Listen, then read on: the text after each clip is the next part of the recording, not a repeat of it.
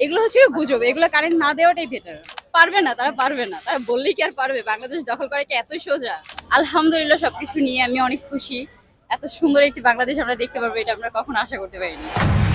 1971-2024 একটা গণ অভ্যুত্থানের মাধ্যমে আমাদের এই বিজয়, জি জি জি। এই নতুন বাংলাদেশ আপনি কেমন দেখতেছেন? আলহামদুলিল্লাহ, সবকিছু নিয়ে আমি অনেক খুশি। এত সুন্দর একটি বাংলাদেশ আমরা দেখতে পারবো, এটা আমরা কখনো আশা করতে পারিনি। যাক, খুব খুব মানে প্রাউড ফিল করি যে এত সুন্দর একটা বাংলাদেশ দেখার জন্য। 2024 সালে আপনারা ডক্টর ইউনূসের কাছে কেমন একটি দেশ চান? আমরা চাই একটি সুন্দর উন্নত দেশ, যেখানে হচ্ছে গিয়া শিক্ষা প্রতিষ্ঠান খুব ভালো থাকবে। ওই দেশ হবে হচ্ছে গিয়ে আপনার কি বলে ওইটাকে, সরি অনেক। কোনো সংঘাত, কোনো মারামারি হানাহানি থাকবে না? হ্যাঁ হ্যাঁ হ্যাঁ হ্যাঁ, সংঘাত মারামারি, তারপর হচ্ছে গিয়ে আপনার দুর্নীতিবাদ, এগুলো যাতে আমরা না দেখি।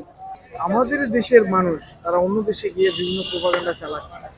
হ্যাঁ, এগুলো হচ্ছে সব গুজব, এগুলোর মধ্যে কারেন্ট না দেওয়াটাই বেটার। এগুলো হচ্ছে গুজব, এগুলো কারেন্ট না দেওয়াটাই বেটার আমাদের জন্য।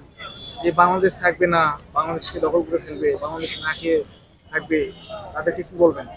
তাদেরকে কি বলবো, তারা বাংলাদেশে আসুক, দেখুক বাংলাদেশ মানুষ না খেয়ে আছে কিনা, বাংলাদেশ মানুষ ভালো আছে কিনা, তারা দেখুক, দেখবে, অবশ্যই দেখুক, দেখে তারপর বলবো। তারা নাকি বাংলাদেশ দখল করতে চায়।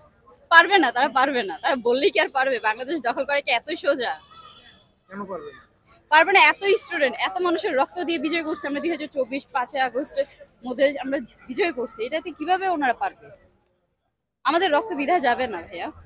শহীদদের রক্ত বিজয় দেব জি না। জি জি, শহীদের রক্ত বিদায় দিব না আমরা। আরেকটা প্রশ্ন হচ্ছে যে বাংলাদেশ ভারত সম্প্রীতির একটা দেশ। জি হ্যাঁ, কিন্তু এখানে কিছু লোক ফেসিবাদের অংশ, তারা চেয়ারে বসে অন্য দেশ থেকে নিজের দেশে নিজে হচ্ছে ক্ষতি করার চেষ্টা করছে, তাদেরকে কিভাবে আপনি জবাব দেবেন?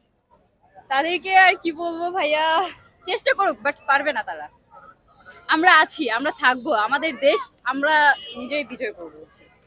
যতই চেষ্টা করুক না, বিদেশে হোক, দেশে বসে হোক, পৃথিবীর যে কোনো প্রান্তে থেকেই হোক, পারবে না তারা। আচ্ছা, আহ, আমার একটা শেষ করি। একটা বিষয় হচ্ছে যে মলম মলম সাংবাদিক, মলম বিক্রেতা, ওটাকে কি বলবো ভাইয়া, উনি তো হচ্ছে গিয়া আই থিঙ্ক ওনার মাথায় প্রবলেম আছে। ওনাকে তো হচ্ছে প্রতিবন্ধীর মতো লাগে। জি জি তাকে জি ছোট করে কথা বলা ঠিক না, কিন্তু ওনার কাজকর্মগুলো খুবই জঘন্য। জি। তো তাদেরকে মানে ওই লোকটাকে কিভাবে আপনারা মানে সম্মান দিয়ে কথা বলবেন তার এগুলো না করে? তাকে আহ, আমি আমার থেকে সাজেস্ট করব যে উনি বাংলাদেশে আসুক, মানুষের সাথে পরিচয় হোক, কথা কথা বলুক, তারপর যদি উনি কিছু বলতে চায়, অবশ্যই এগুলো আর বলবে না তিনি, যদি মানুষের সাথে কথাবার্তা বলেন। জি, ওয়েলকাম। আপু আরেকটা বিষয় হচ্ছে জানতে চাচ্ছি যে ইউনূস সরকারের আমরা 5 মাস চলছে। জি। হ্যাঁ, আমরা ছাত্ররা বা আপনারা যেই চিন্তা করে বা যেই আশা করে তাকে বসিয়েছেন, সেই আশার প্রতিফলন কতটুকু দেখছেন? আম, বলবো আলহামদুলিল্লাহ, অনেকটা ভালো কিছুই আমরা দেখতেছি। এখন তো জাস্ট উনি তো 5 মাস হলো বসলো, তো আরো কিছুদিন যাক, ইনশাল্লাহ আরো ভালো কিছু আমরা দেখবো বাংলাদেশের। মানে এখনো অনেক দিক থেকে উনি সমালোচনার মুখে পড়ছেন বা কয়েকজন উপদেষ্টাও সমালোচনার মুখে পড়ছেন, মানে এই ক্ষেত্রে কেন কঠিন পদক্ষেপ নিচ্ছে না? 5 মাসের মধ্যে কি সবকিছু সমাধান হয়ে যায় ভাইয়া? সবকিছু তো আর সমাধান হয় না, টাইম তো অবশ্যই লাগবে।